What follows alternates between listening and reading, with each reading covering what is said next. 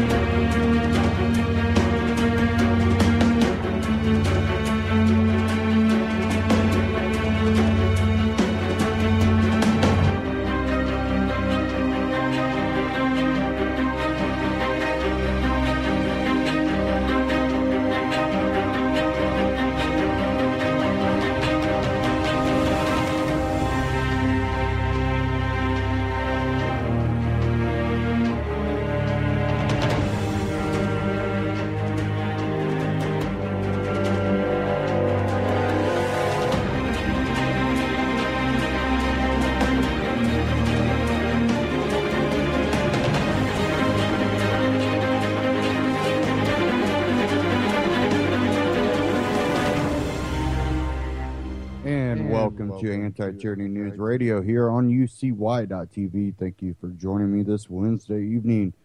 Kind of just dive into it. Going to cover multiple issues and current events. We'll get into a little bit of the law enforcement corruption. But one thing I do want to kind of start off with, this was something that I talked about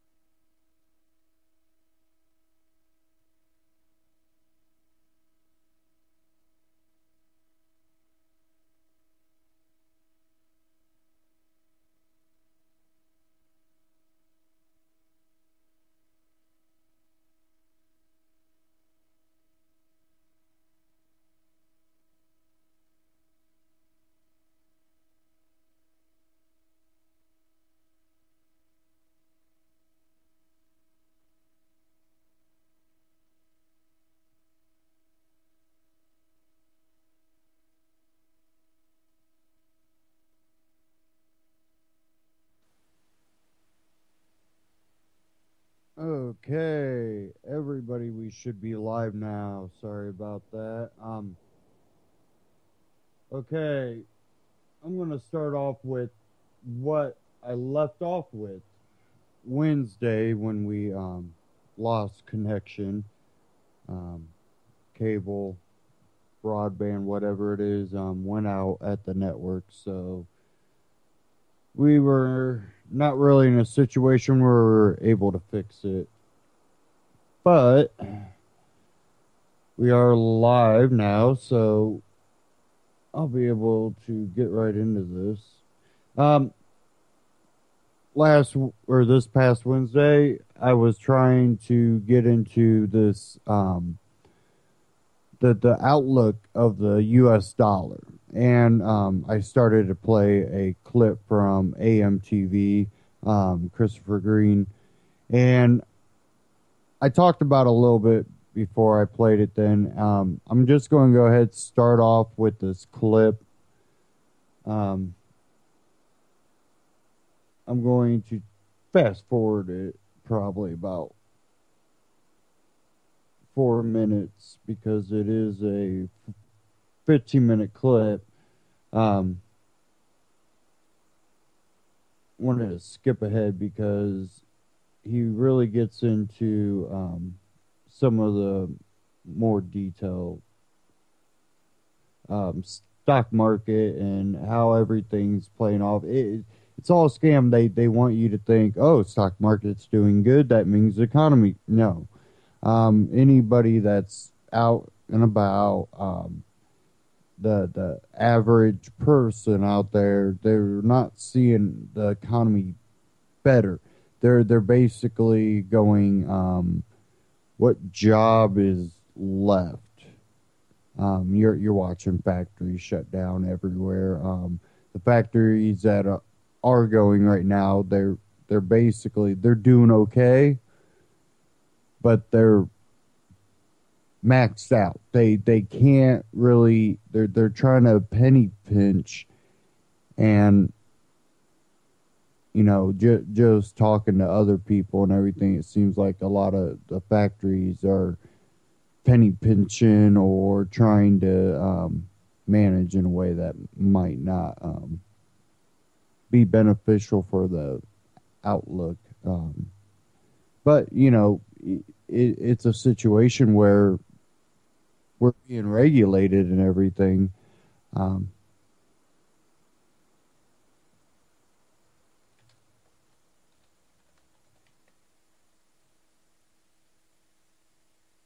so now we have a situation where the factories are forced into this situation where they're making moves that they feel they must make to survive, and what it means for our dollar is, well, if they want to,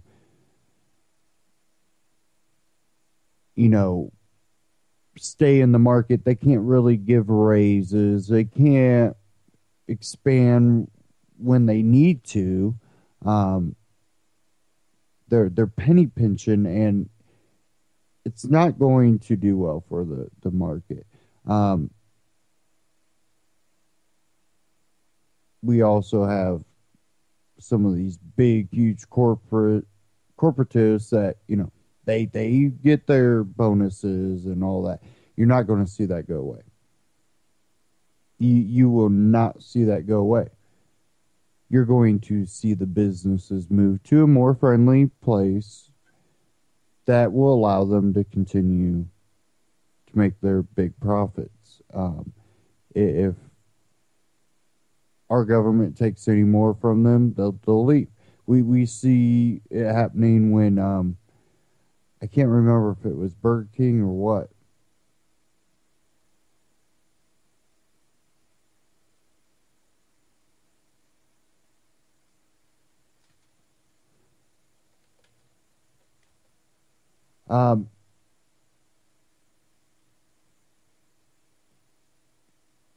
We have a situation where it's going to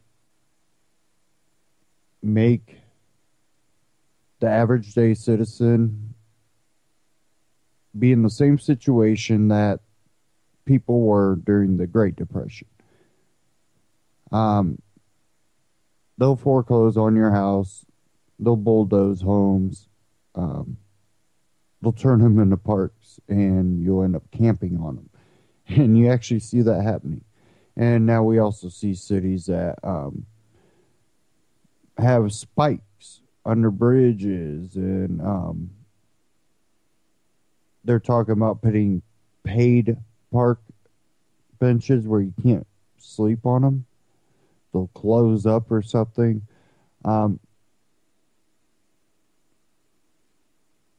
They don't care about you, and they're going to collapse the dollar. Let me go ahead and get into this clip real quick. Market today. And it's interesting. I talked about this a couple of months ago. I thought that there was very serious opportunity. It's not that it's all negative, that there's not opportunity and there's not money to be made in this Ponzi scheme, which is really what it is, and that you shouldn't take steps to try to grow your wealth or to save for your future to protect you and your family. And one of those areas that I cited was the energy market. The fact that oil prices have been artificially manipulated lower as a political move employed by the West and her counterparts and our allies like Saudi Arabia, which refused to cut production, to basically put pressure on enemies of the United States, namely Russia and China. And I argued that valuations were extremely low in the energy sector, and that you could look at companies like Rig, the offshore drillers. You could look at companies like Seadrill, an offshore driller. You could look at larger companies like ExxonMobil that pay a solid dividend. You could look at really the energy sector as a whole. You could buy an ETF, and it was a very good opportunity at the time, and I would argue still is, because it was the only segment of the market that had been severely hit. It was really the only part of the market, and still is today, that you could argue had some solid valuation metrics behind it. Now, since that time, the energy market has performed, it's up 6.5% this month alone. It double the nearest best performing sector, which happens to be healthcare. Some of these stocks have rallied 25% since we last spoke. So a lot of opportunity in these areas. There's bright spots in the weakness. And again, I talk about this all the time. It's not that there's not good investments out there. It's not that there's not bright spots in things like energy, for example, or technology, long-term bright spots. But it's a system itself structurally that is the problem. It's the bubble that's the problem. It's the Federal Reserve that's the problem. It's this system that is the problem. People have been arguing with me over the past couple of days. I've done a few videos on Rand Paul, why I think that he's the best option compared to the other dirty pieces of laundry in the mix. Not that I think voting is necessarily going to change anything, but at least it's a better option, and it's a counterpoint to Hillary Clinton or Jeb Bush or the same old tune. People will say things like, Christopher, what we really need is a revolution. And I agree with you. I think that's exactly what we need. But, we can still have a revolution with Rand Paul as president of the United States. Things would be a little bit better, even if they're just a tad bit better with Rand Paul as president of the United States. We can still have that revolution everybody's hoping for, everybody's waiting for, everybody's motivated to see. But why not also try to change things in the interim and work within the system a little bit? I mean, hey, that's exactly what the president of the United States, Barack Obama, has done. He's a Manchurian candidate. He basically got a haircut, stopped smoking his doobies, which he has, famous pictures of smoking cigarettes, and I'm sure marijuana, etc., put on a nice fancy suit and tie, got himself into office, had the right people put him into office, represented the right corporate interests, and now he's radicalized America. He's created this socialized surveillance state that we have today, of welfare programs, of legalizing illegals, surveilling the American people and the American public illegally, anti-constitutionally, fighting these wars overseas anti-constitutionally without the approval of Congress, starting new wars in the Middle East and places like Syria, continuing the old in Iraq and Afghanistan. Maybe Rand Paul's smarter than we think. Maybe he's doing the same thing, but with a libertarian edge. And again, we can still have that revolution that we've all been waiting for, but we might as well have somebody else in power while it happens, and we'd be much better off in that position. So to me, honestly, this is extremely scary. Yeah, valuation-wise, the stock market's extremely scary. The bond market, extremely scary. I think that the bond bubble might even be the more obvious bubble, even though it's less obvious to the general public, because the general public doesn't really understand fixed income. They don't understand the credit markets. They don't understand interest rates. Just basic economic class 101. I think that the bond market is actually most scary. I think that that's where we could see the supposed flash crash, where we could see a run on the dollar at some point in the future, where the dollar loses 20, 30, 40, 50% of its value overnight. And there's a panic. And that would, of course, have a ripple effect in the equity market. It would have a ripple effect in global equities, stocks, and bonds. And of course, we're seeing all of this. I've reported on this extensively with the AIIB, the Asian Infrastructure Investment Bank, which is a counterpoint and is a direct competitor of the Western-backed World Bank and International Monetary Fund. So we're seeing country after country jump on board, oppose the West, directly oppose the United States, and really establish this new world order system, this new currency system, this new system of debt. I mean, make no mistake about it, there's a reason why the IMF has chosen to loan out billions of dollars to Ukraine post their Western-backed intelligence coup and revolution, so that the United States and Western allies can indebt Ukraine to the IMF and the World Bank, of which they control. But you see, with the AIIB and the Asian Infrastructure Investment Bank, suddenly all of this changes and puts power into the hands of the East and the enemies of the United States, Russia, China, India, European countries, the United Kingdom, which is now on board, Italy, allies of the United States on board. In fact, the only one really, and the only country really not on board with the AIIB, the competitor to the World Bank and the IMF, is the United States, which has been urging country after country not to jump ship, even though they have. So they're already establishing the New World Order. They're already preparing for the collapse. They're preparing for the collapse of the dollar. They're preparing for this consequential systemic shock that'll be worse than 2008 and 2009. And I know people laugh about it. I laugh about it, myself included. We've been talking about this for a long time, but it will happen. There will be a reversion to the mean. There has to be. There always is a reversion to the mean. But I actually think the bubble, just as this person pointed out in their comment, will grow much, much bigger, much more out of control. We'll see greater and even loftier valuations that will make no sense. And we'll see really an inversion of the mean for much, much longer. And expect it to get scarier, expect it to get bolder, more confusing, crazier. It's why we're seeing these moves in the currency market, for example. These huge moves that we haven't seen in 20 years, 50 years, maybe ever, as a result of Federal Reserve intervention and Federal Reserve policy. And that really is the heart of the problem. Again, I go back to the structural problems, the problems with the system. It's all centered around the Federal Reserve. This is why we don't just need an audit of the Federal Reserve. We need to abolish it. It is the biggest focal point of risk. I mean, the Federal Reserve does stress tests on banks, which are basically just owned by the Department of Justice now. And the U.S. taxpayers bailed them out, but now it's just implicitly a zombie bank owned by the federal government. No wonder they're doing so well now. I mean, they've got complete liquidity backed by the U.S. government and the Federal Reserve. But it's the Federal Reserve that inherently is the problem. I mean, they do a stress test on banks. Why aren't we doing a stress test on the Federal Reserve? But you see, what's different about the Federal Reserve is they can print money out of thin air. There is never a liquidity problem, but there can be a faith problem.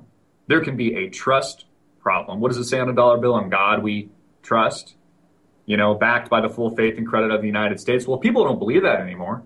If all the countries jumping ship, moving to the AIIB, no longer believe that, then we've got a serious problem. And it's why I don't think that America will take this lightly. I always call it the spoiled little rich kid that's really undeserving of its wealth, at least at this point in history, because it's based on a Ponzi scheme and easy money policies and 0% interest rates. I mean, look at the financing being done by Wall Street right now and major, Fortune 500 companies buying back shares at 0%. They're able to finance at 0% and these easy money policies to buy back their own shares and create even loftier and loftier valuations. All of this is centered around the Federal Reserve System.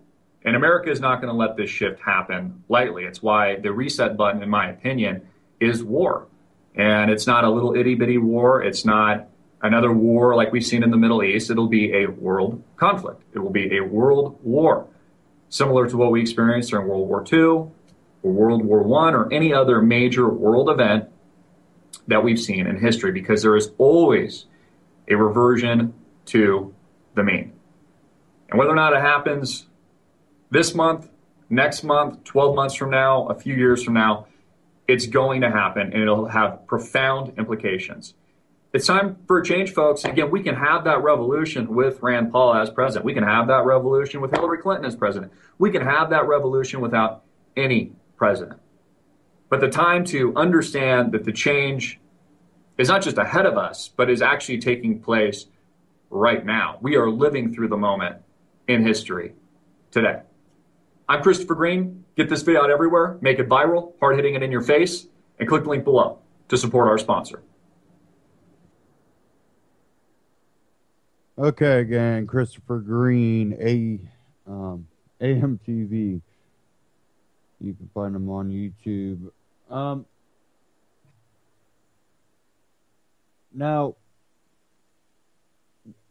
what we are seeing is, excuse me. Okay,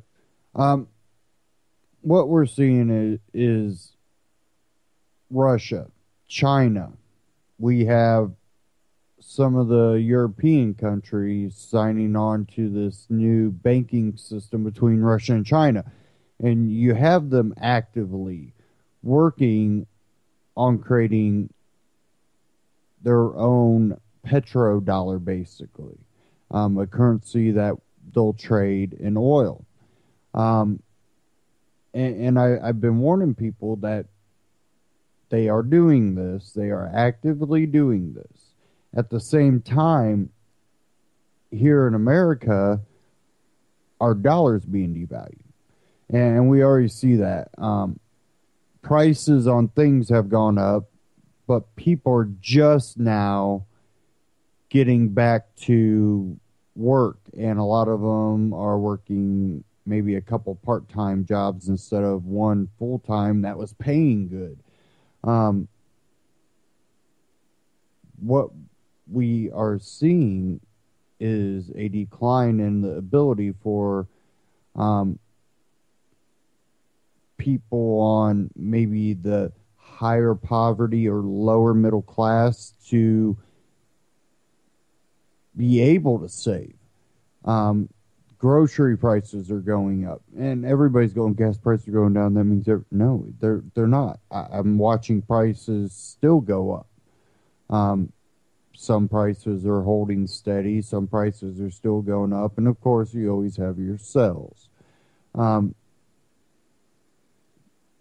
if you look at really any type of organic food, the prices are going up.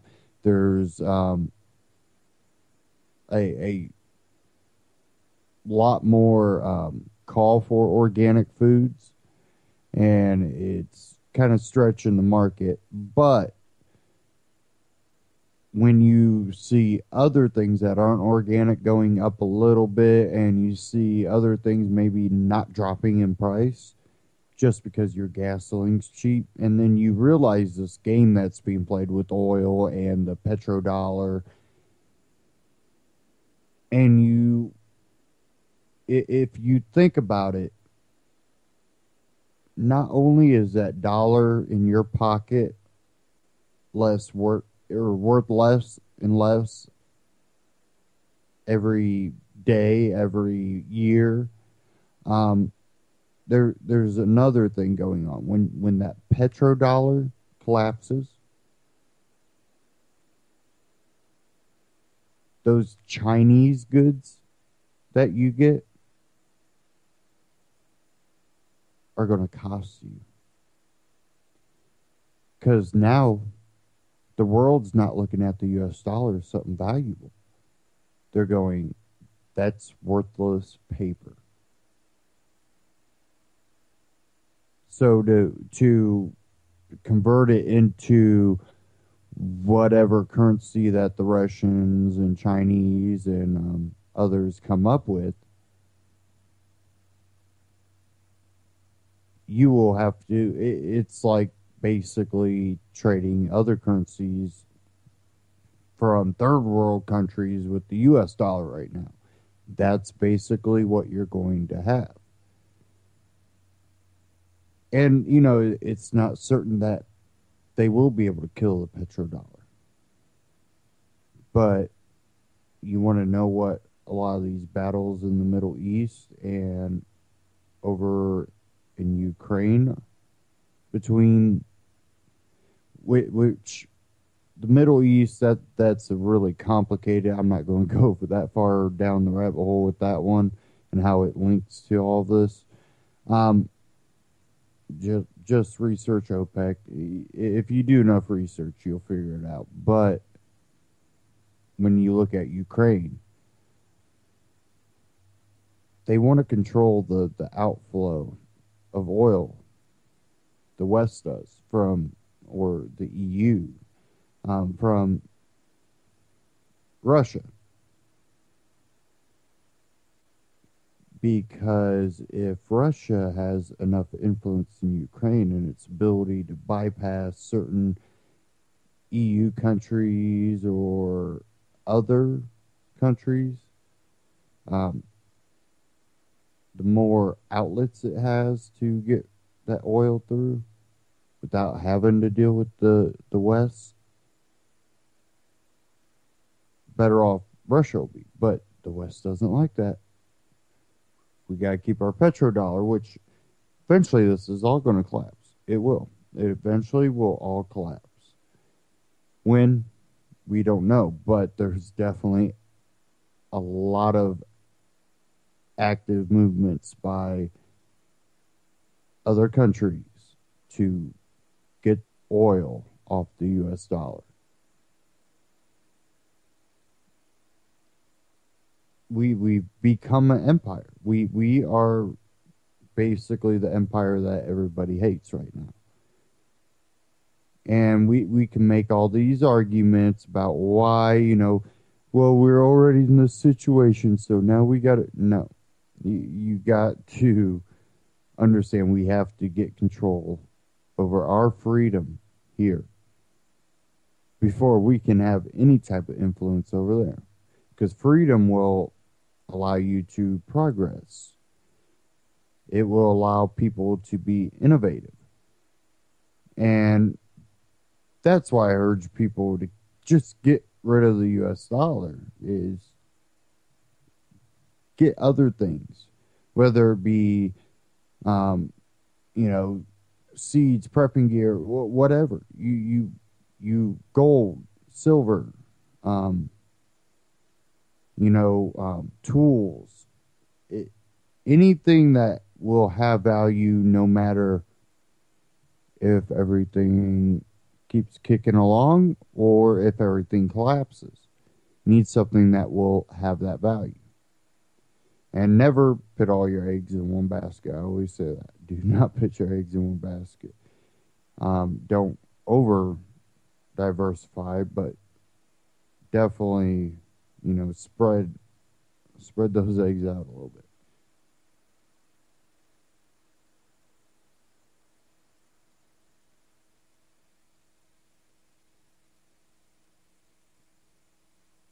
Okay, there's a few articles I do want to get into. And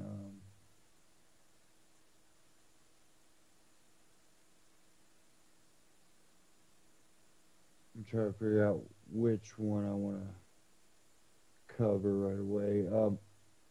I will be getting into the gold mines in Oregon. Oath Keepers are in the area, and they're trying to prevent BLM from seizing this 139-year-old gold mine. They're trying to use some fictitious laws that really don't exist anymore. There's a lot of things going on with that. I'll get into that. There was another clip I wanted to play. I'll find out what tab I had open in here.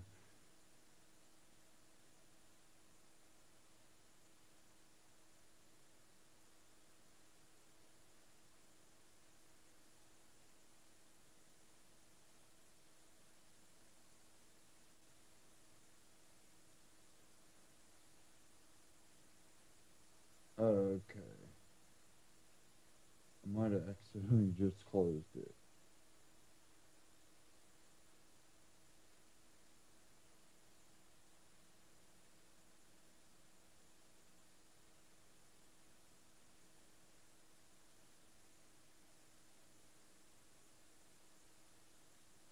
Okay.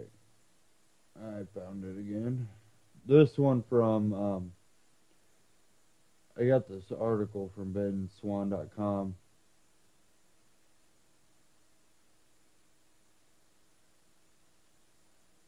And this is something we talk about, alternative treatments for things, and definitely when it comes to cannabis. And talked about cannabis oil and stuff on here. This one,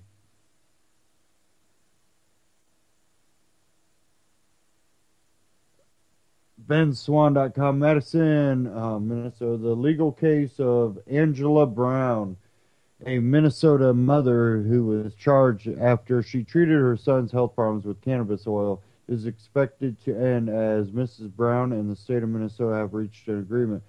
According to a press release from Brown's attorney, Michael Hughes, Brown and the state of Minnesota filed a continued for dismissal petition with the Lac-Qui-Parle County Court on April 17th to dismiss the final remaining charge of child endangerment upon Brown paying $100 and avoiding violations for 90 days.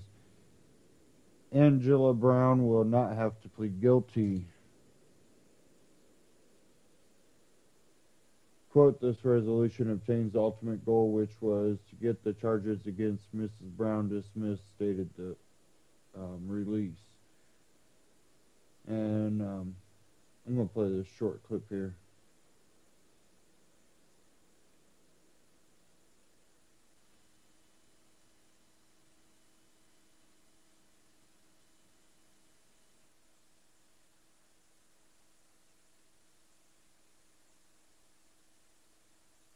Give me a sec.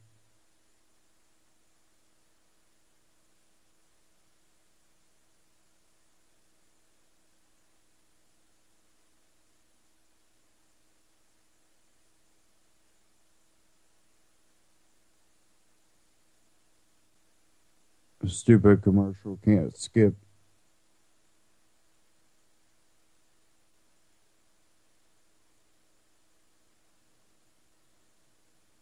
Days before a Minnesota mother was set to stand trial for giving her son medical marijuana, WCCO has learned that the charges against her will be dismissed. Angela Brown agreed to a deal. If she stays out of trouble for 90 days, the case is considered to be over. Last year, prosecutors charged her with child endangerment for giving her son marijuana to treat his pain. But as the Madison mother told Liz Collin tonight, the court deal won't be enough to help a family heal. I don't know how to explain the emotions that we've had since I got my charges. I begged doctors and begged Her plight made news around the world. A mom in the spotlight for treating her son's persistent pain. It just hurts in my brain, just everywhere in there. I can't really explain the pain. Last summer, Trey Brown told us how being hit with a baseball led to muscle spasms and seizures. until his mom brought him cannabis oil from Colorado. My mom called and said, the cops are here looking for you. Charged with child endangerment by the Lacaparo County attorney, Angela Brown faced a year in jail and thousands in fines. Trey was expected to be called to testify against her at a trial next week, but a deal will keep it from happening. Maybe the DA feels that by dismissing it, the whole last year never happened, but it did, and it devastated us. The county attorney wouldn't comment on what changed, but Brown's attorney had been asking to resolve the case in a low-key fashion to spare the small town more media attention. I'm being charged with child endangerment for making my son better. The Browns starred in a pot documentary that premiered just last week. Despite marijuana becoming legal for some patients in Minnesota in months, the Browns will still be moving to Colorado, ready for a new life away from court and cameras. I hope so. Now, if Angela pays $100 in court fees and doesn't repeat the offense for 90 days, the charges will be dismissed. The Browns believe moving to Colorado is the best option for them since cannabis oil is cheaper and will be more accessible for Trey there. He likely would not be covered under Minnesota law come July 1st. Frank? What an ordeal. Sure has been. All right. Thanks, Liz.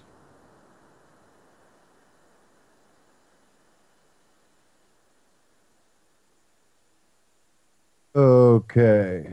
Now, this is a perfect example of how government interferes in successful things. There has been a lot of successful treatments with cannabis oil. And a lot of these have so little THC that you would never be able to get a buzz off of it. This is something that a lot of the strains are bred this way. That way, it has other cannabinoids in it that don't cause that high effect, but they do seem to have positive effects on seizures and things like that.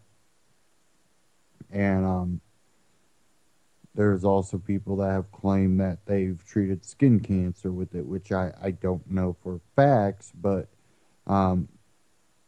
there seems to be a lot of success. And for government to intervene when something is successful, we've seen that happen way too many times. Even when it's been other doctors stepping in and going, we think they're faking it. Let's put the whole Justina Pelletier case. And if you don't know about it, go read about it. There's plenty of stories on it.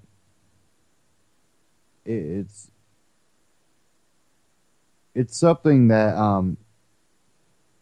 I've been thinking about this, and I've been doing so much running around that I haven't really been paying a lot of attention to the news lately. I've had plenty of driving time, and I've done some thinking about things and listening to maybe a couple talk radio or whatever, and something I came to realize lately, and I've thought about it, I've talked about it, but it keeps coming back to it, that this type of stuff happens by government a lot. And we live with it, we grow up with it, and it's beat into us. And we don't realize it when we get older unless we stop to truly think about it. And that's the innovative spirit, the imagination, the inspiration that a lot of us had when we were children. We had them when we were young adults, but as we get older, we tend to lose them. And the best, example maybe I could put out there is when you're younger, come up with the idea. Whether, it be you're a computer person, so you come up with the idea and you've taught yourself how to program, or, if you work with your hands, whether it be a car or, woodwork, whatever it be, but you come up with the idea. And then you go to action. You start making it a realization. Now think about, let's say you're in your mid-30s, mid-40s, mid-50s, whatever.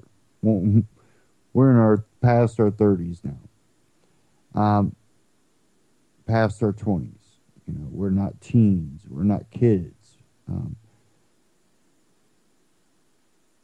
We go, hey, that would be awesome. I wonder if someone has a patent. I wonder if someone's copywritten that name. I wonder if someone's done this. I wonder if someone's done that. Where does this all stem from? Government regulation.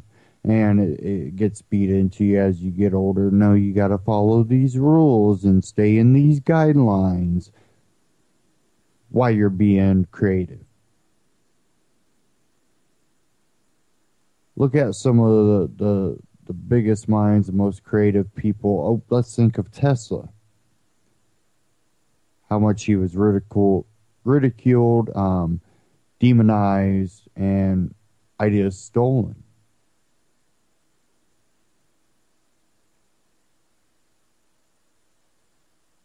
And we owe a lot to him, not Edison.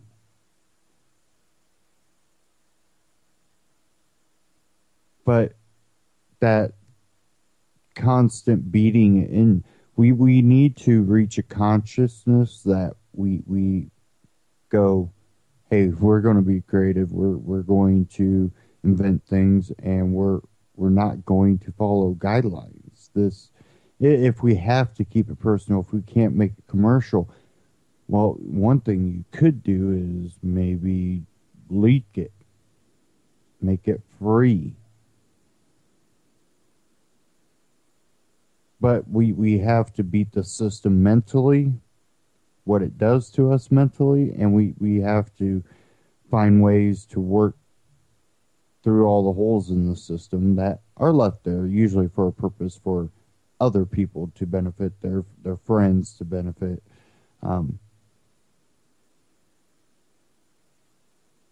What we have to do is just break this whole, we lose that carefree spirit, and there's good things that come from that. You learn to be a little more responsible, we hope, as you get older.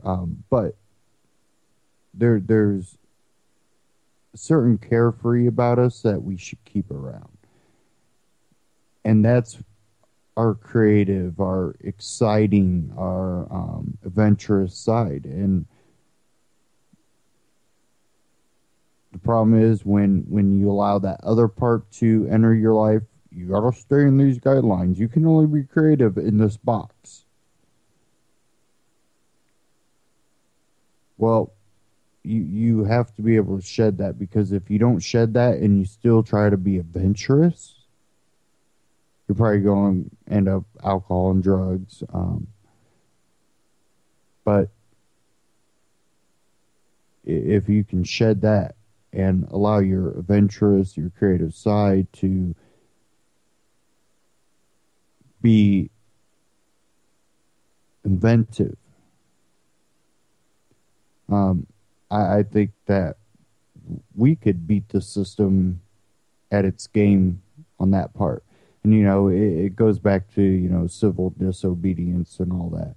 When you have unjust laws, there's certain times that you have to be willing to ignore those. And that goes for law enforcement when they're enforcing laws that they know to be unjust. Hey, how about you go confiscate all the neighborhood's guns? No. There's times for action, there's times for inaction, and you have to know when to play those.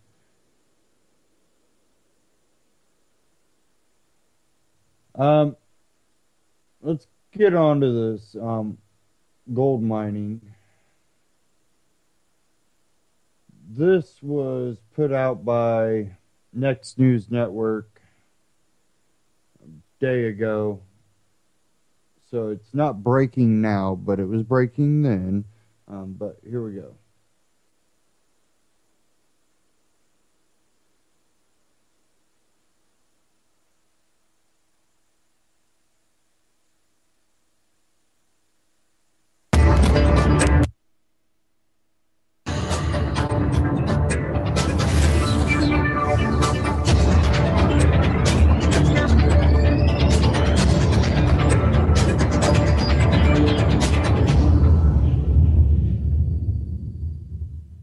A story we've been tracking for days. The BLM is up to old tricks, this time a gold mining claim in Oregon. I reached out to Oath Keepers founder Stuart Rhodes and Mary Emmerich, the Josephine County Oath Keepers Public Information Officer, to get the facts on this edition of Breaking Point on the Next News Network. So, what do we know right now? We know the BLM is attempting to force gold miners off a plot of land they've been using for nearly 140 years. And reports have surfaced that the BLM threatened to burn down buildings on site if the miners don't vacate the claim. We also know that the independent militia from coast to coast has been called up to once again ensure that due process is upheld and to prevent the BLM assault on the miners. However, we know all too well that the government has no problem burning down buildings and avoiding due process. We saw it in Waco 22 years ago when they indiscriminately murdered women and children. We also know, according to 2 affidavits posted at oathkeepers.com, that while serving cease and desist orders, a BLM official only identified as Danny openly declared that he had issues with the Constitution. It's not yet confirmed if Danny is the same Dan Love from the Bundy Ranch standoff. Mary Emmerich confirmed a staging area has been set up and camp rules established to govern the arriving private security forces. Oath Keepers of Josephine County have been asked by the miners to do private security at their mine site. And we have agreed to do this because we have a concern that their Fifth Amendment rights be protected, and that is due process. They are in the middle of a legal action, and the BLM has threatened to get them off the claim before that's decided in court. So we are on site and have a staging area as well. She would not divulge how many people have arrived on site, but she was clear to point out the Oath Keepers' intentions. Our intention is to not promote the standoff between a government agency and the Oath Keepers. We are trying to keep this civil and protect the miners.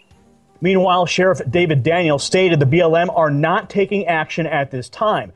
And BLM Special Agent Mike Swindon also stated the BLM is standing down. However, people close to the situation are requesting that all parties interested in preserving the Constitution remain on standby because of the BLM's history of deceptive and dishonest tactics. Stuart Rhodes confirmed these facts when I spoke to him just moments ago. Well, I think this is part of the same pattern we've seen all across the West and all across the country, where you have, whether it's farmers, miners, loggers, it's the same agenda to drive the people off the land who've been working the land for generations and deprive them of their livelihood and their independence and force them into cities. This has been the agenda for a long time. So this is just one more example of it. But, you know, the people are starting to push back, and I think that's what has to happen. You need to have nullification and unified community standing up against things like it's unfortunate that the sheriff so far has not taken a hard stand in defense of the rights of the miners, and that's not good, because then if the sheriff won't do it, then the people have to step in. This is what happened down at Bundy Ranch, right? You had a sheriff Gillespie, who was a total rollover for the feds and did not stand up for the rights of the Bundy family, and that left them no recourse but to call on their cowboy buddies and other supporters from around the country to go there. A bunch of veterans went there and support them. This is kind of similar. You know, sheriff, he said they're mediating, but, you know, he should be standing up for the rights of the miners. And BLM has a pattern in that area of the country of just burning cabins to the ground. And in fact, in the past, there have been deaths involved in that kind of activity, where they lit a cabin on fire and someone's died. So the miners don't trust them, and they're very concerned that BLM is just going to come in heavy-handed. So our goal is to make sure the miners have their day in court and have due process. And so our guys, we haven't had a conversation yet, and that's not what we consider this, but because of the pattern of behavior in the BLM and the federal government, unfortunately, we're not going to let these people get Waco'd the same way as a Bundy Ranch. We didn't want that family to have the boot dropped on them either. So, it'd be great if we lived in a country where the government respected the rights of the people and went through the process of giving them a chance to fight the legal fight before they go and do things. But that has not been the pattern. They just go seize cattle, they go burn down cabins. This is the pattern of behavior. And when you're in an environment like that, I think it's incumbent on all of us to stand up and defend our neighbors. So if you want to stand up and defend these miners, report to the staging area that's located at 2491 Camp Joy Road at Grants Pass, Oregon, 97526. All responders and media personnel are required to check in at the staging area before going to the campsite. So if you have a stake in liberty and you don't want to see another Waco, please do your part. Share this report. Go to the campsite. It could just save a life. Also, please leave any links to resources or articles on this story in the comment section below. We want to make sure that we have a repository of information when people watch and share this report. As always, like, share, and subscribe to our channel. That's how we grow. For the Next News Network, I'm Gary Franchi.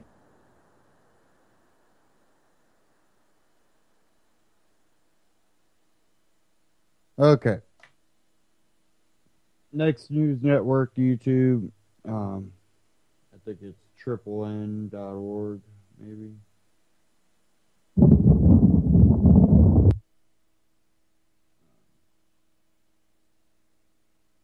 But I had another article I've seen on benswan.com. Let me bring that one back up.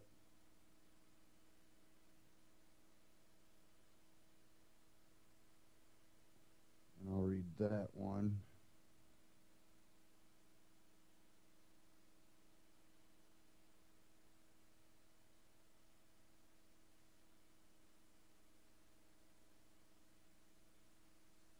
Okay.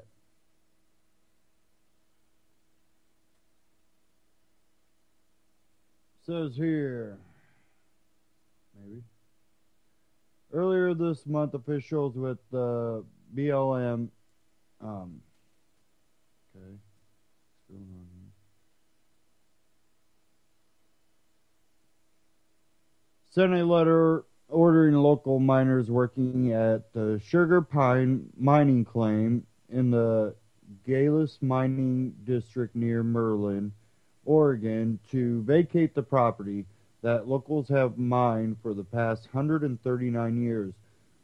Raw Story notes the fact that the owners of the claim subsequently contacted the Oath Keepers of Josephine County, an organization of ex and current military and law enforcement professionals who have sworn an oath to refuse orders that violate the U.S. Constitution, who then called for militia members from around the country to gather at the mining claim in order to ensure that the BLM respects miners' Fifth Amendment right to due process. As armed Oath Keepers began to gather at the site on Tuesday, SWAT vehicles were seen staging nearby, raising fears that a Bundy Ranch-style standoff might take place.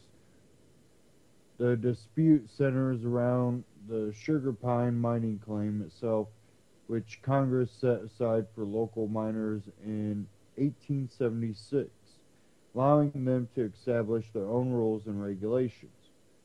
KDRB-TV notes that the BLM says that the claim does not allow the miners to sidestep its regulatory authority, as the claim has changed hands in the past. But locals say that the claim's community regulatory system has been grandfathered in, and that absent intervention through a specific process by the Department of the Interior, BLM lacks the authority to regulate the mines. The Gales Mining District Executive Committee said in a statement, under the 1955 Surface Resources Act claims of this age have exclusive surface rights unless the Department of Interior utilized a mechanism outlined in that act to serve or sever those surface rights. Demands to BLM to produce evidence that their surface authority in accordance to the 1955 Act have thus far garnered only because we say so answers and numerous... All right, listen up. Out on that field today, you will be ready for anything. And I want you to always... Stupid ads.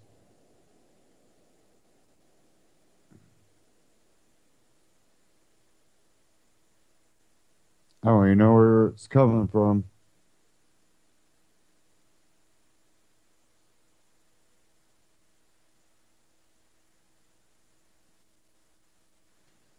Okay.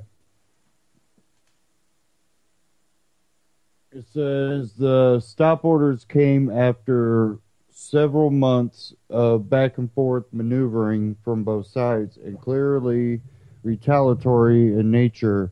The stakes are high as the Blaze notes that the Gallus mining district has already yielded over 10 million ounces of gold, with experts saying that 90 million more ounces are available to be extracted. An unconfirmed report cited by the Shasta Lantern claims that local BLM officials have threatened to burn the buildings down if they are not removed by April 25th. Locals fear that the BLM will attempt to seize the property before the owners of the mines get the opportunity to defend themselves in court. Arizona State Militia member Blaine Cooper said in a YouTube clip that he posted while on his way to the Gallus mining district, that is what being an American's all about. We don't allow our neighbor to be enslaved or beaten or tortured by government jackboots because they want to steal our land and our resources to keep us under their thumb. Josephine County Sheriff Dave Daniel has been attempting to mediate the dispute between the two parties and said he would step in if the tensions escalated. Jim, which is better than the sheriff out in Nevada that just stood there and watched things escalate. Jim Whittington, an official with the BLM, said that BLM does not intend to seize the land without due process, said Whittington to KDRV-TV. We sent them those letters. They also have the right to appeal our notice that it requires either a plan of operation or notice and some informal contacts with their lawyers. It sounds like they may appeal, so if they appeal, that starts another administrative appeal process. Now, what Jim Whittington is talking about is that they still have to comply with the stop and desist order. No, they don't, because those orders are illegal, because you have to go through the court system before you can stop them. That's the problem here. So that's why, again, the Oath Keepers and militia are showing up to allow the mines to not have to tear everything down and be able to operate without having to deal with this. They're saying BLM is working through their own court and not going through the proper courts. Basically, hey, yeah, here's a room with a person in a robe, and they work for us, and they're going to mediate it. Or actually, we work for them, and they're going to mediate it. No. Says here, Oath Keepers representative Mary Emmerich said, we defend the Constitution, and we're here just to make sure that they receive their Fifth Amendment rights, which is due process. Sometimes that's going to take days or even weeks, and we are preparing for this to potentially last that long. A statement on the website of the Oath Keepers of Josephine County, which calls for help from Oath Keepers from around the country, says, notice this is not a standoff with BLM. We are not promoting any confrontation with BLM. This is a security operation for the protection of constitutional rights. If you have a different agenda outside the above peaceful mission statement, we do not need your assistance. Please do not make any type of threatening phone calls to local BLM or USFS, as it undermines our mission professionalism and is unwarranted. Thank you. And this article was updated April 16th. Says here at 3:54 p.m. Okay. So that's what's going on out there. You do have a lot of people trying to hype it up, which it's important to have those security out there. Otherwise, BLM would just go in there with the SWAT, kick them out, burn down the buildings, and, well, then the miners really don't have anything left to... They'd probably blow up the mine shafts, too, or whatever. But that would basically make it to the point where they're not going to fight for something they have to completely rebuild that took 139 years to get where they were. Not going to happen. And that's what BLM and a lot of these bureaucratic agencies, which a lot of the muscle out there just following orders, they don't understand the crucial thing that's happening here is if you go in there, burn the buildings down, blow up the mines, well then they're not going to have anything left to fight for. They can't rebuild all that. They don't think about that as they commit these things.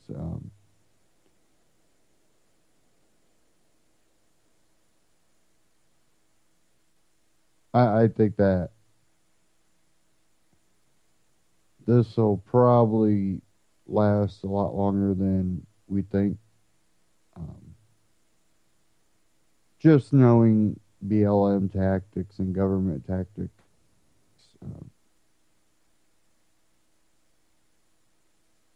I just don't see it ending anytime soon. Really, the Bundy Ranch,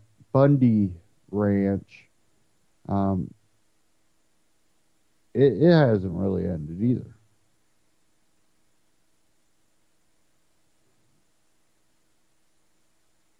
Okay. What is going on here?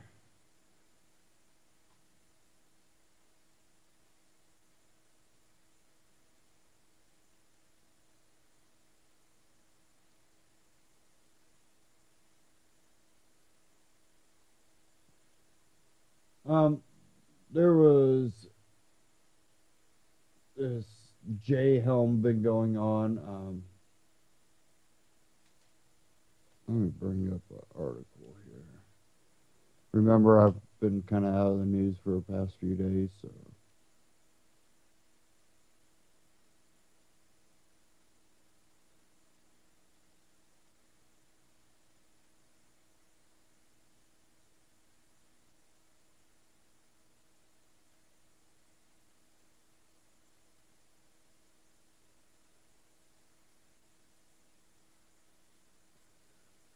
Many of you have heard about the J Helm, but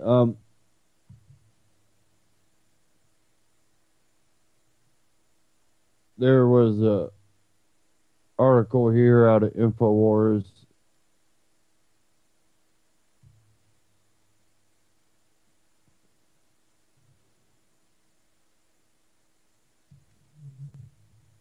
Here's titled "Scary" in quotations.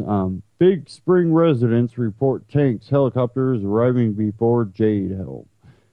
Residents of Big Spring, Texas are reporting that scary sight of helicopters, tanks arriving in advance of Jade Helm, a military exercise that has prompted concerns amongst some of the U.S. troops are preparing for civil unrest in America.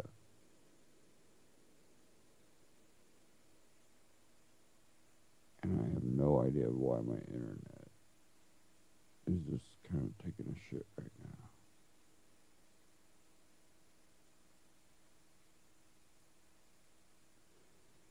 Jade Helm is a realistic military training exercise involving 9 states, which will involve the Green Berets.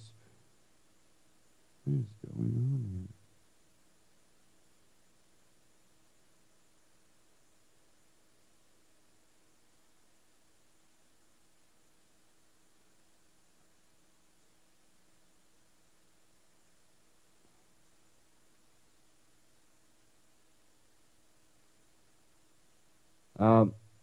Navy SEALs and 82nd Airborne Division, and is set to take place from July 15th to September 15th.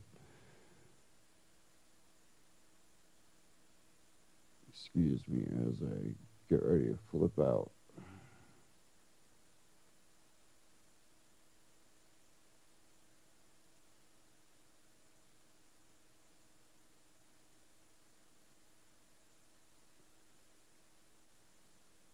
Okay. Stoke controversy after Texas and U-Haul were labeled hostile territory in documents related to the exercise. Locals in Big Spring told News West 9 that military activity had already been seen in the area. I saw a train carrying all sorts of military equipment headed into Big Spring, and one resident adding, there were also about 14 helicopters flying over the Big Spring McMahon Wrinkle Airport last night, and a tank getting driven through that open field near the airport. It's scary seeing that and not knowing what in the world is going on. Officials refuse to acknowledge whether or not any troops have already arrived in the area or how many are scheduled to arrive, and residents can expect to see them. Other similar exercises around the country have been highlighted, with some connecting the drills to Jade Helm. Disturbing video out of Fort Lauderdale, Florida last month showed military and law enforcement practicing the internment of citizens during martial law style training, a National Guard drill based around dealing with civil unrest after a dirty bomb attack in Richmond, California. Also featured role players acting as angry Americans yelling right-wing rhetoric. Meanwhile, Jade Helm operations planner Thomas Meade revealed that participants in Jade Helm, both troops and locals, would be wearing armbands that identify them as being part of the exercise. During the drill, soldiers will operate undetected amongst civilian populations to see if they can infiltrate without being noticed. Residents will be encouraged to report suspicious activity during the exercise. Big Spring resident Jacob Martin complained that city officials had done a poor job of keeping locals informed about the drill, but welcomed the presence of military, believing that it would boost the economy. In a related story, Lieutenant Colonel Robert Magnus, USA, retired, a senior fellow for national security at the Family Research Council, denied that the exercise was anything out of the ordinary. They certainly don't conduct combat operations against any element inside the country unless there is martial law declared, said Magnus.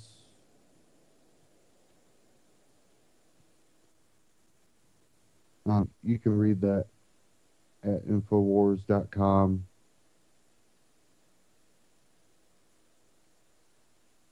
I thought I had.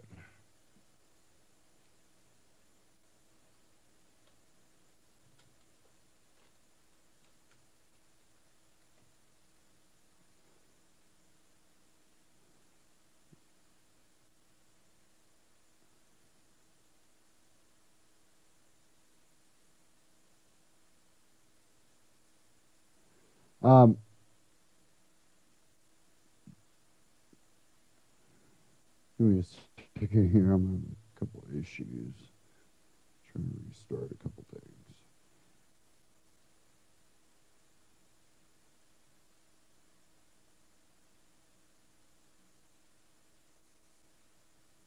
Um, people are talking about, oh, this is an operation that they're actually going to detain uh, descendants and or dissidents, I mean, and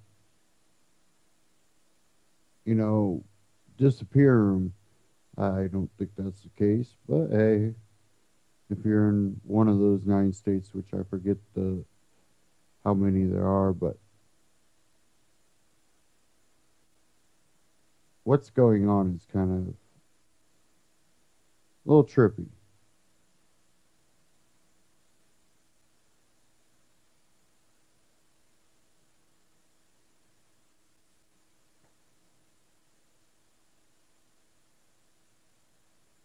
Can't find the clip now.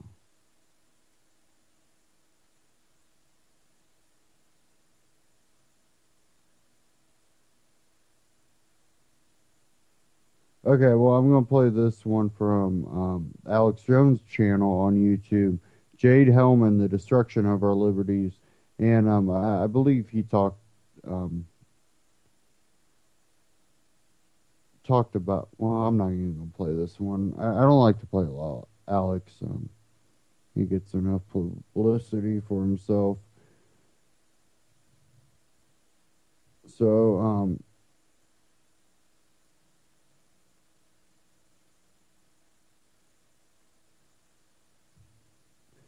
now, when we talk about the destruction of our liberties, I think that from what I've heard, the reports that are coming out of it, it's going to be a mental game. As you heard in that story, that they're going to be amongst the population. That means that we're going to have people placed in the population to try to, fool the population, plant fake things or basically scare the hell out of people or attempt to and see if people actually react. Playing psychological games on these people, basically. And they want people to accept that martial law will come. That's how I see it. I don't think that this will be martial law that they will actually do. I could be wrong. But this training and how they've been operating, how the all these other exercises that people believe to be related to J. Helm have shown, this is about rounding people up. Point blank period. They're training on U.S. Streets. I also seen a report talking about Walmart's closing in the areas too, as they're probably going to use the stores for training areas. They're trying to make it as realistic. And you have a 9-state exercise going on. I don't believe that this training is being used for anything but us. So I'm not sure what's going on. There's another report that they have been seeing white Hummers, white MRAPs, and white buses in the area. And if anybody thinks for a second, that would probably be United Nations.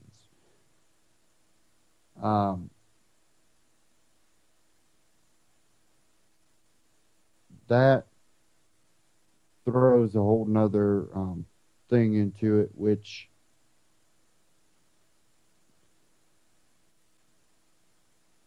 I don't even want to go down that path, only because I don't want to be a fear monger. But you got to look at it, all the aspects of it. Obama's attempts to go after firearms. I believe he signed on with some type of gun or ammo deal with the United Nations, but it's not ratified, so it's not supposed to be even legal. Or I can't remember all the details, but when I think of United Nations, I think gun ban, gun confiscation, types of ammo confiscation, which will allow them to, well, we got to take these and register them, I'm sure, embed a microchip somewhere. The training, though, that's going on, I think, is really getting people on edge. And we already have enough people out there that are always on edge. I think they try to go a little too far down the rabbit hole a little bit too quick.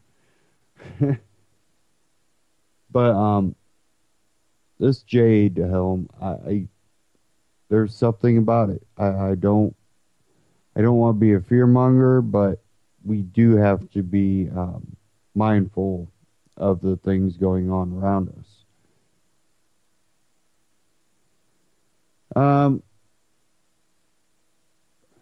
Maybe Obama's doing this, going to do martial law, and we won't have to elect a new president because he'll be dictator.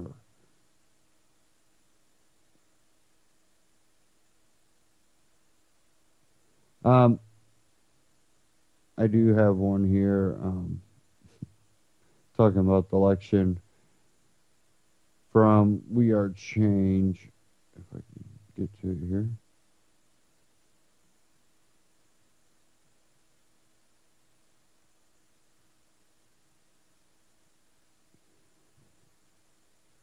Okay.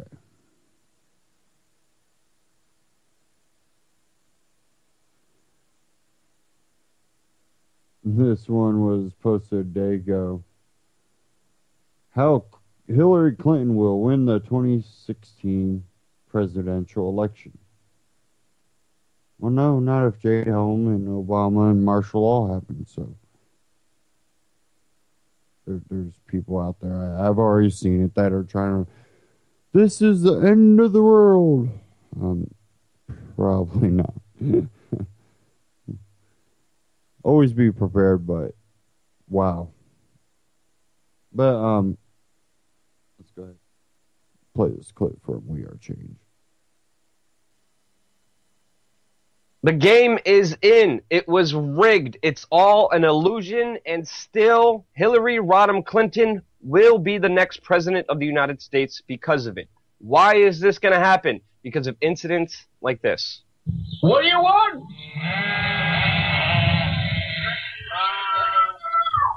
When do you want it? That is the corporate horse stream prostitutes running after Hillary Clinton's car today. As we see, CNN, Hillary Clinton, the most powerful person. Let's take a look at her life and career, not of any criticism, not of any laws she broke, not of any controversies or illegal things she did. No, let's look how great she is. Let's look at her. Oh, she's talking to a 19-year-old at a gas station. She's stuffing her fat face in with Chipotle. She's wonderful and great. That's how they're going to rig this whole game. And they rigged it. And it's all basically an illusion. The mainstream media is setting up a perception like she is already in. And that's why the New York Times they're even saying it's inevitable. And in this article, they even broke down how Hillary Clinton just hired a professional image softener to make her look like the normal common folk. And it just came out how 44% of her Twitter followers are real. The rest are fake. The rest are bots. She has more likes in Baghdad, Iraq than any other city in the United States. When she was head of the State Department, she made her agency pay $630,000 in year money, in year taxes, to bulk up fake Facebook likes. They're setting up this illusion like she's popular, like she's normal. Meanwhile, when you do try to get to Hillary Clinton, this is what happens. Hey, Queen Hillary. Where are you on the Walmart board? Hey, you can't grab me. Get your hands off me. Get outside. Get your hands off me. Outside the hotel. Get your hands off me. Get your hands off. Now you gotta go. Get your hands off. Get your hands off. You literally get shoved violently out from even being close to her when you dare to ask a hard question like my friend did for We Are Change just a few years back, and it's intensified to the point where zombie mainstream media is just running, begging her for an interview. And of course, she is not doing interviews, and that's why the mainstream media sees it fit to suck up to her, because if they believe they suck up to her, they're going to get access. And with this high demand for Hillary Clinton will now set the terms of who will interview her. And by setting the terms, she sets the questions, she sets everything up. And that's why the mainstream media is falling for this trick. The mainstream media is trying to establish her as the candidate who's going to win. And with that illusion, they're going to portray some Republican, I'm saying Jeb Bush and Marco Rubio most likely, against each other. And then you're going to be picked to choose the lesser of two evil. Meanwhile, they're still freaking evil, and we're missing the bigger point here. They divide and conquer you between who's worse, and then, of course, they're going to set up this illusion like this person is going to be there. They're extremely popular. Meanwhile, all they have is this illusion. And once you break that illusion, you break everything else. Now, if you look at Rand Paul, he's doing interviews. He's getting called out on flip-flopping like very important stances where he said states should decide gay marriage. Instead, now he's saying he's repulsed by it when he's running. He's just listening to his Republican kind of cheerleaders who are telling him what to do to win the Republican nominations. They're calling him out on it. He's getting a very hard situation to deal with because he is doing those interviews. Hillary Clinton is not in any way, shape, or form. Meanwhile, she has this huge illusion. Why does she have this huge illusion? Because she panders to the military-industrial complex, the prison-industrial complex, and they pay her all the money, and that's why she says she's going to be tough on crime. She's going to be tough on the war on drugs. Her rhetoric is strongly against, if you look at her foreign policy, look what she did in Libya. Look at the situation she's causing in Syria. If you really want to understand who she is as a person. Meanwhile, she's not being called out on any of her controversy, any of your lies. There's the situation with Brian Williams. Brian Williams' career was over for lying about an incident that happened in Iraq because he made up the fact that his helicopter was shut down. Look what Hillary Clinton did when she was first lady. Count. I remember landing under sniper fire. There was no greeting ceremony, and we basically were told to run to our cars. Now, that is what happened. Thank you. There was no sniper fire either. Of course there was no sniper fire. The lying, evil, conniving, manipulating witch is buying all the influence, lying, and her political career should have been over, just like Brian Williams' career is over now, with this huge lie that she's telling to make you believe that she is the common folk, the popular person, the inevitable person to be president of the United States of America. You look at who is she getting her money from. Citigroup, Goldman Sachs, JP Morgan and Chase, Morgan Stanley, Time Warner, Lehman Brothers, Cablevision, 21st Century Fox, Merrill Lynch. All the huge mega corporations are buying her out, giving her all the money, and she's doing their bidding for them, using that money to convince you of this illusion that she's popular. Meanwhile, she's lying clearly about her horrible record of being the most untransparent Secretary of State there ever was, fully lying about her emails that she was asked even when she first entered the office, totally lied, deleted any kind of email that she had, so she cannot be held accountable. She deleted 30,000 emails. Meanwhile, the rich who are buying our government from people like Hillary Clinton, who's spending the money to look like a common folk like you are, they're robbing this country blind. And when people protest or even do extreme acts, there's a man who recently killed himself near the Capitol because he was sick about the 1% controlling things in this world. Did you see this mentioned on any mainstream media outlet? Did you see this very important fact of this huge act of just suicide, of protest outside the Capitol? No. In Vietnam, when people killed themselves against the Vietnam War, that was headline news all over. mainstream media publications, but you do not, because the game is rigged. It's all an illusion.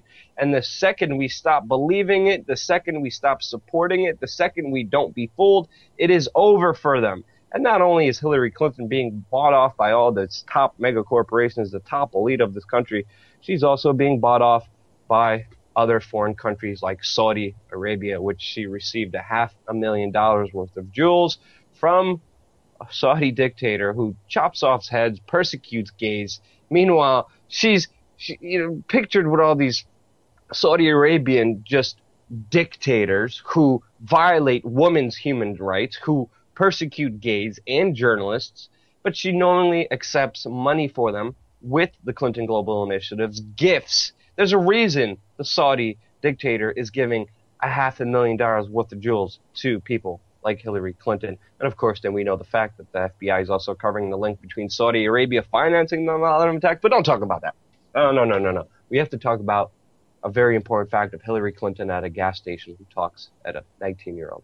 Do not be fooled by this illusion, because once it is gone, once we cannot be tricked by all their money that they send with this huge PR machines to convince us that we should vote for the lesser of two evils, that we should pick and decide, that we should have someone just on the other side so the bad guy doesn't get in. We have to pick the most popular person. It's a huge popularity contest, but once you expose it for what it really is, their game is over. And it is over once we decide it to be over.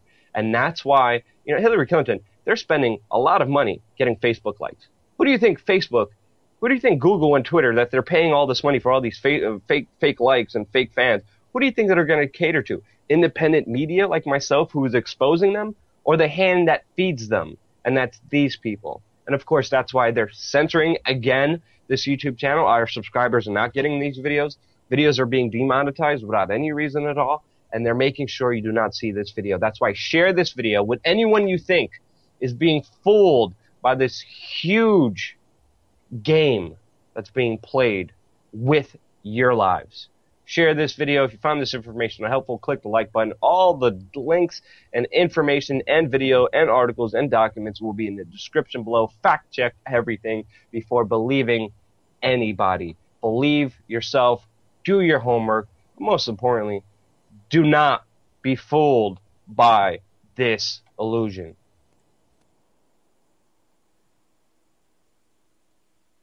We are change. We are change.org. We are change on YouTube. That was Luke Radowski.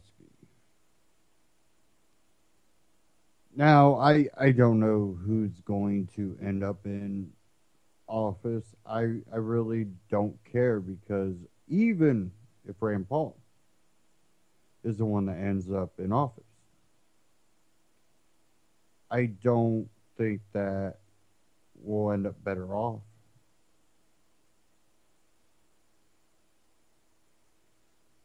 Now,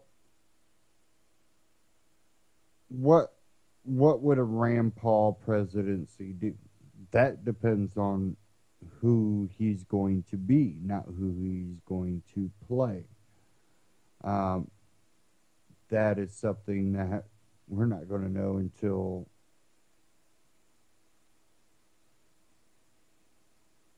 he either gets elected or doesn't get elected.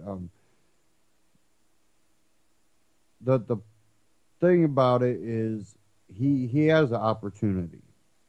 Not an opportunity to make some big change. What he has an opportunity is to stop the growth. Because for us to get our liberty back, or whatever you want to call it, our freedom back, the system is not going to be able to continue to grow unless we want a complete collapse. And this is the more constitutional way to get back towards freedom, but again, the Constitution is not an end-all. Freedom goes well beyond the writings of the Constitution or the Bill of Rights. And I think we could go that direction if the mindset of the people helping us get that direction have that understanding, to know what true freedom is. But again, I just don't have any false hope in that actually happening. But, we can always be proved wrong. And that's basically as far as we can get with it, because until whoever gets in office and they do whatever they do, we don't know. Because we do know one thing. They continue to lie to us. They will say one thing and do the other. And sometimes they'll do what they say, but in a different way. It's a manipulation game. And I think they just get away with it way too easily.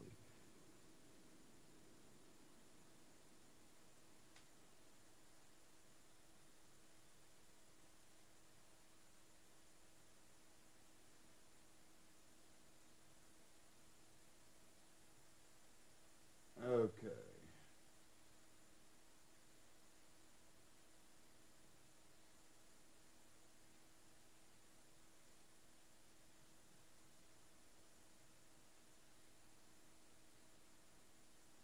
Give me a second here.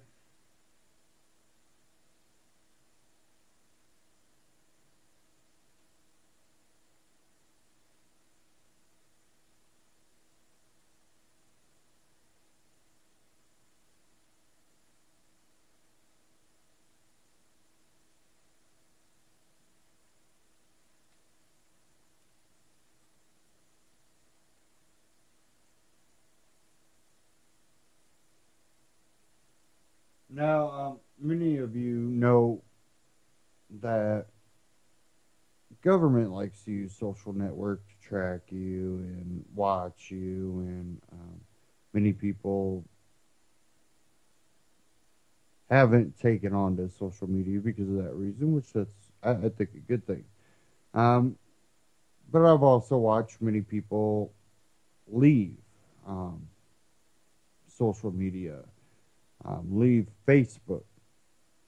Well, there's been a lot of talk about how Facebook will track you even when you sign out. Well, here's another one from Mark Dice. And this one is titled, Facebook Tracks Users Even After they delete their account. So, according to Mark Dice, even after you delete your account and decide to end your relationship with Facebook, Facebook's not quite done with you.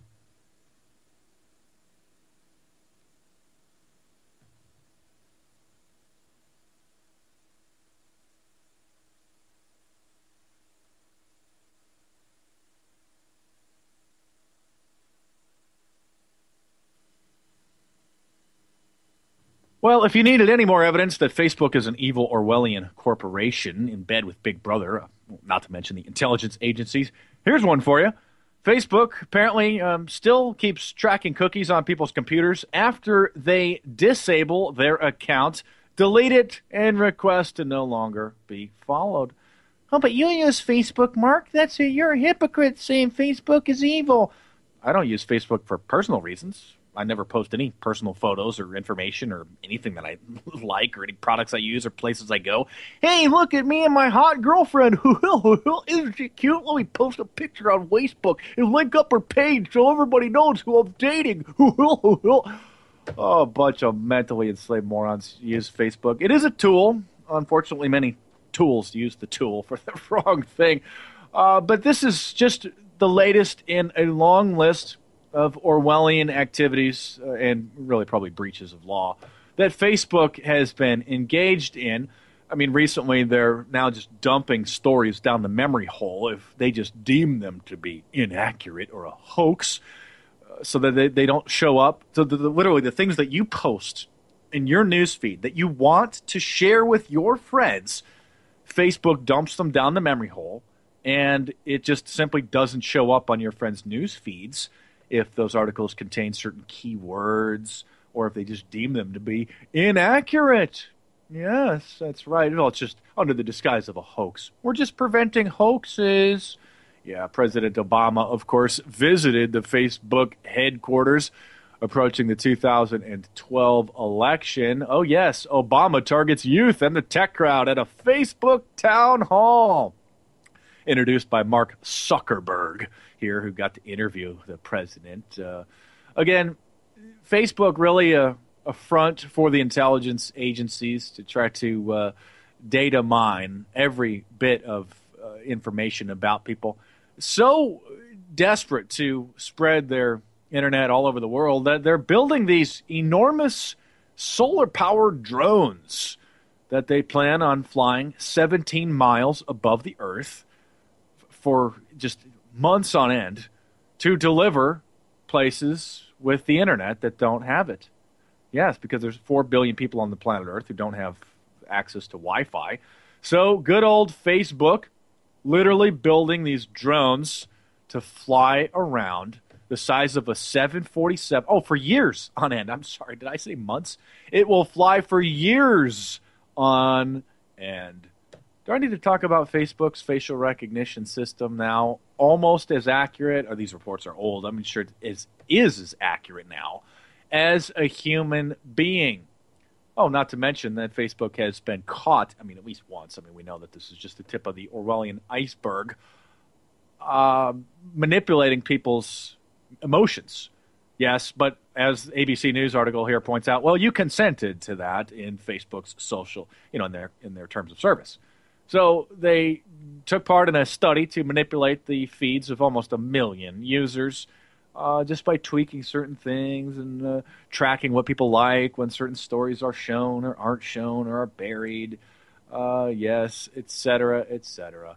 So Facebook basically has been also piping in directly their facial recognition scanning system to the National Spying Agency, as they are the most powerful facial recognition system in the world because users willingly uploaded pictures of their family and friends and then tagged them. And so they taught Facebook what almost everybody looks like in various different lights and in different ages, et cetera, times of the photograph. So they literally taught Facebook to recognize their family and their friends, and then Facebook turns the faceprint algorithms over to the NSA so that systems like the trapwire system can then identify people when they're walking down the street or in government buildings, or if the big box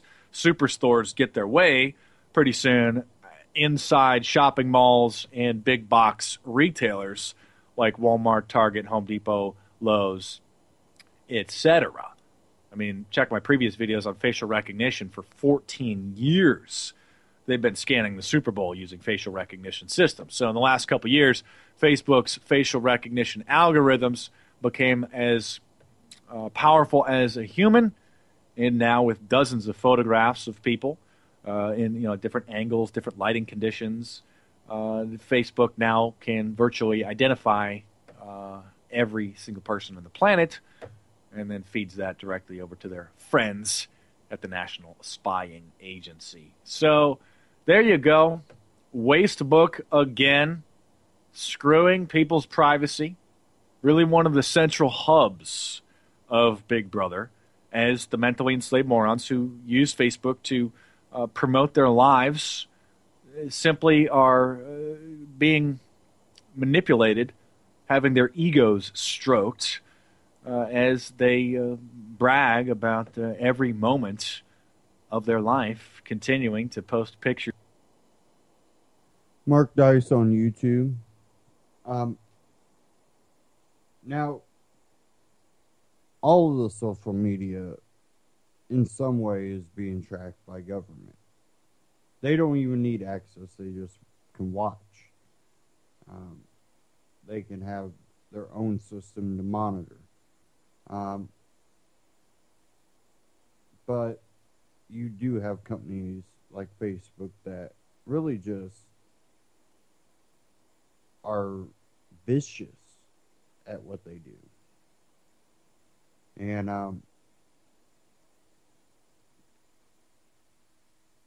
from what I've heard, read about Mark Zuckerberg, he really doesn't have what many people would call a conscience when it comes to, well, if you sign the contract, then I should be able, it's your own damn fault. Well, yeah, to a point. But when you do it in a manipulative way, that makes you a bad person too.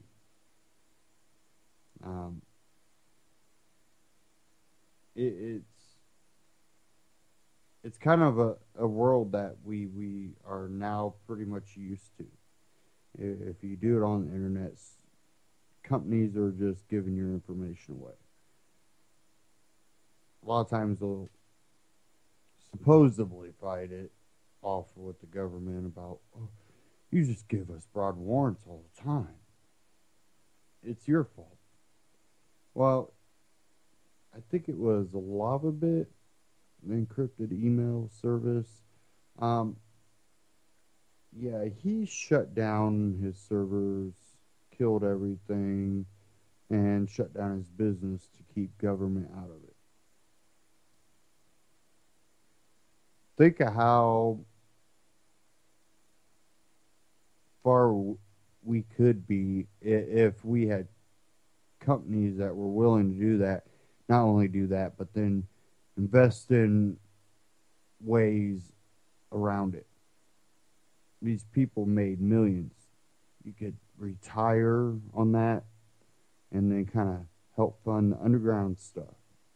But no, they sell out and continue to make millions, billions, and sell you, basically, to get their money. So really, in a way, you become a slave to all these internet companies, and you know it's a sad day when you really realize that all this is basically being used against you in a way, whether it's to manipulate you like Facebook did when they were manipulating news feeds, or to track you. We might even forget, though, that everything really in our world today is a double-edged sword. Your cell phone, your computer, the internet, your TV, your car. Definitely if you have a newer car. The street lights, the street lamps. You know, I wonder if anybody out there, have you shed off a lot of material things, you know? I haven't, but doing what I do, it kind of makes it a little hard to, and we live in that world now. And that's why my confidence comes in those underground hackers, the underground programmers, coders, the people creating things to give you something back that you've lost. Nothing will ever be perfect, but we have seen creations. When Bitcoin came out, the ability that gave, you're not completely shielded from, you know, your identity isn't completely shielded, but there's a lot of good to it. It decentralized a currency, even if it's just numbers. You'd think that paper in your wallet means something. But anybody that has billions and millions of dollars, it's not in paper form. It's in numbers put in a computer. It only becomes paper form when they decide to cash out those numbers that are in that computer. You can do the same thing with Bitcoin. But the one thing about Bitcoin, there's no central control.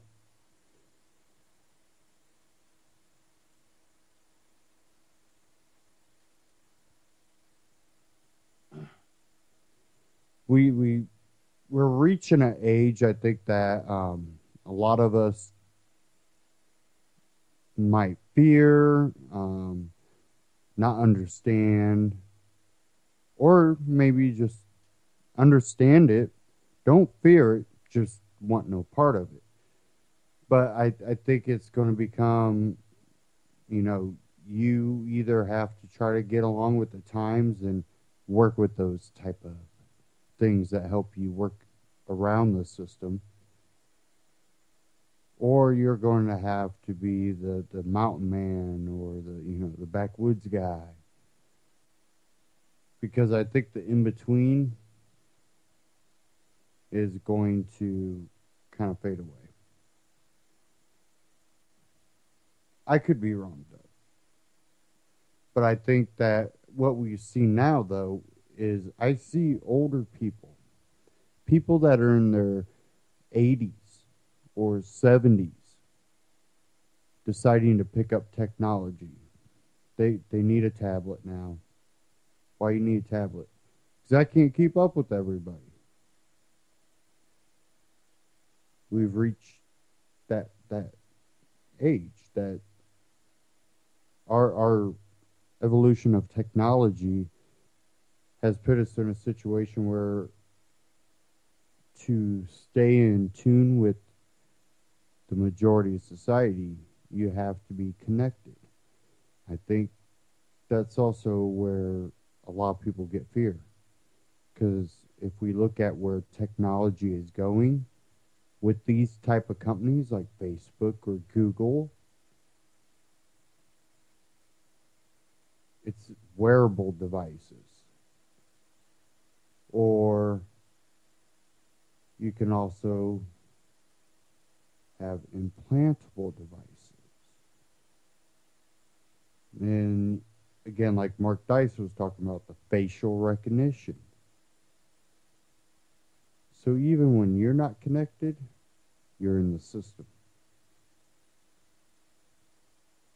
When someone's actual eyeball becomes the camera and the implantable device takes that information and can then use it,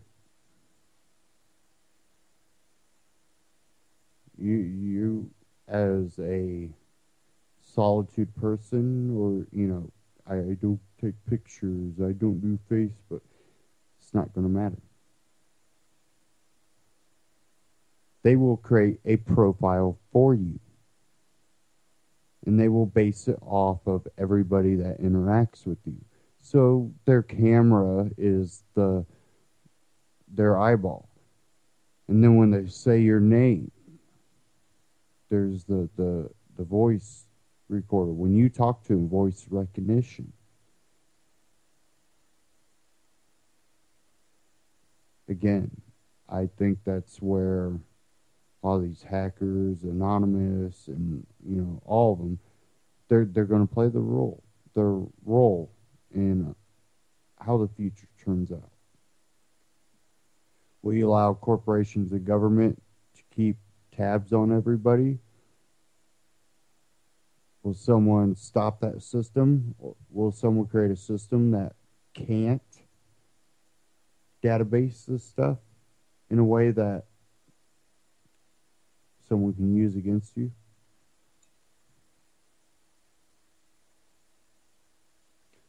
I don't know the answer to that. I don't know the future. I don't pretend to be an expert on anything, but I've watched the patterns. I read and learn my history from all sides. I look at technology and where we are supposedly today. And what you have in front of you at home doesn't even scratch the surface at the capabilities that we're at technologically in the world today.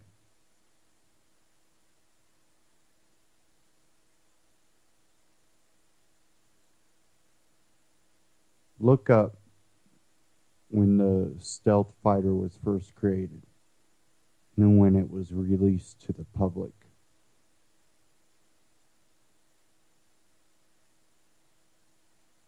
Think of where we're at today.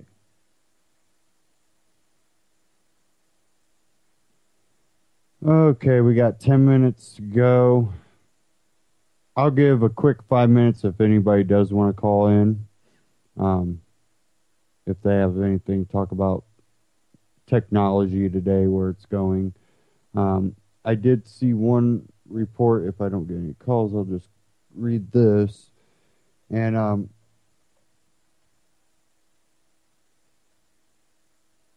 this was out of InfoWars. And it's something we warned about. I know I talked to people about it before, but it's here. It is here. And people go, oh, you know, they're not going to do that.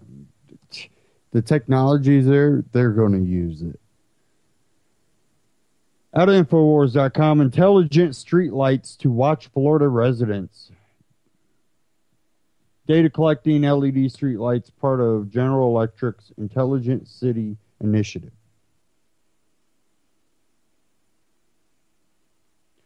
The Jacksonville, Florida city government is preparing to install more than 50 intelligent streetlights under a new General Electric pilot program. In accordance with the GE Intelligent City Initiative, the data collecting LED streetlights will be placed throughout the city's downtown and surrounding areas. According to a Thursday morning presentation by GE, the lights will be interconnected with one another and will collect real-time data as reported by the Jacksonville Business Journal. GE's intelligent LEDs are a gateway to city-changing technology with sensors, controls, wireless transmitters, and microprocessors built within the LED system, GE states. Once collected, GE's Predict software will analyze the data in real time, providing the city with an array of information. Predict's GE software platform for the industrial internet collects and analyzes data from these components, delivering optimized tools that respond to city challenges, GE says. Although the city will have access to today's city spokesman, David DeCamp, admits that GE will own all information collected. Data will be hosted on GE Lighting's network. City and JEA may request data and use it internally. DeCamp told the Journal data may be shared with third parties only with written consent of GE Lighting. GE, on the other hand, asserted that the city had final say on the specifics of data collection and sharing. So far, the city has mostly focused on the street lights' ability to give drivers real-time information on location of available parking spaces, making little note about troubling surveillance capabilities of such technology. In 2013, Las Vegas Public Works Department began testing a similar streetlight system, which included audio and video recording applications. The manufacturer Illuminating Concepts stoked controversy in 2011 when it was discovered that their lights included homeland security features. At the time, the company's website highlighted its high-tech features, including voice stress analyzers that would assist DHS in protecting its citizens and natural resources.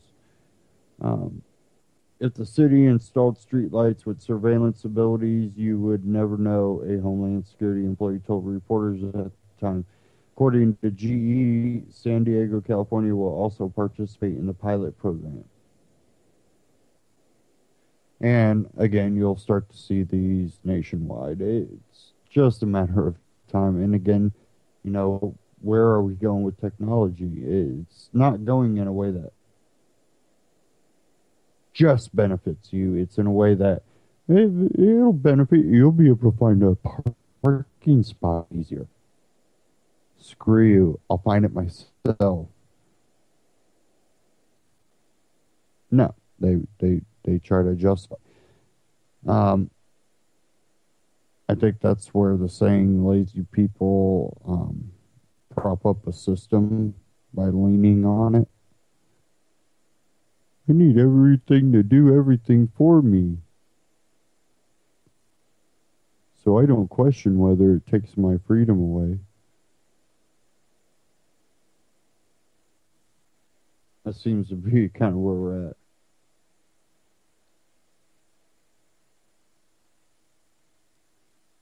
Okay.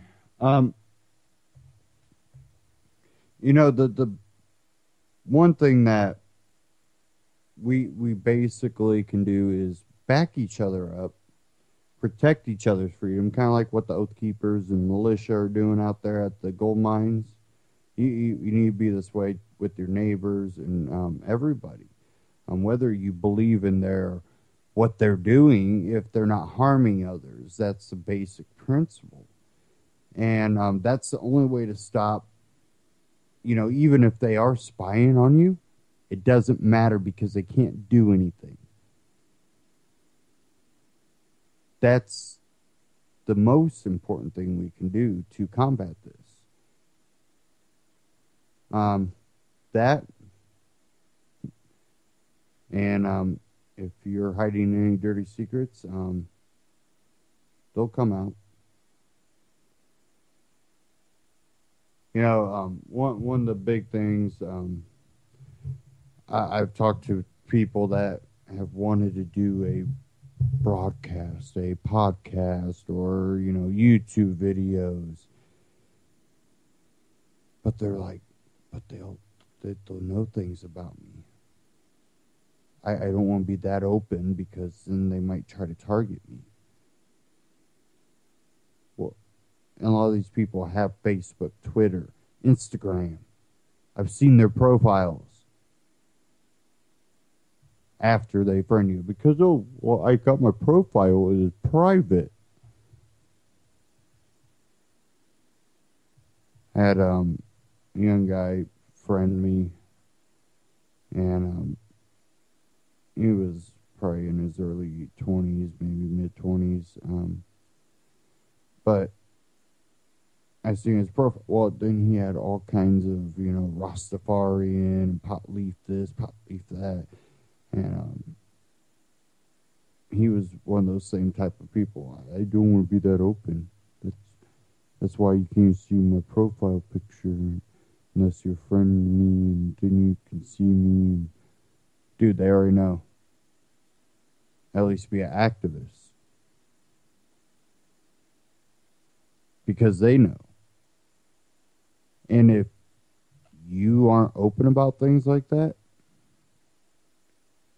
then they can blackmail you. Because they know. They can see all that. Thank you all for tuning in tonight. Stay tuned here on UCY.TV for all the great broadcasts coming up after this. Thank you again. Tune in. Anti-Tyranny News Radio here on UCY.TV. Take care.